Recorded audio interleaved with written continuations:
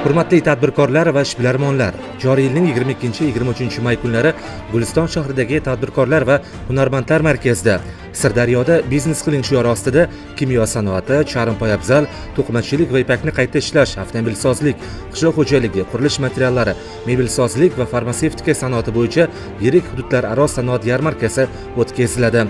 Unda viloyatimizda faoliyat yuritayotgan 160 ga yaqin korxonalar o'zlarida ishlab chiqarilayotgan qariyb 480 turdagi sanoat mahsulotlarini namoyish qilishadi.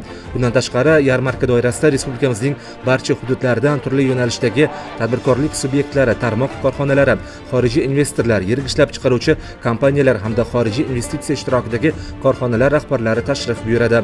Ushbu yarmarka sizga viloyatimizning investitsiya va eksport salohiyati bilan tanishish, o'z biznesingizni yo'lga qo'yish, xorijiy va mahalliy hamkorlar bilan shartnomalar imzolash, G2B va B2B formatdagi uchrashuv va muzokaralarda ishtirok etish, elektron kooperatsiya portaliga mahsulotlaringizni joylashtirish, yirik tarmoq korxonalari bilan turli xaridlar bo'yicha shartnomalar tuzish imkoniyatini beradi.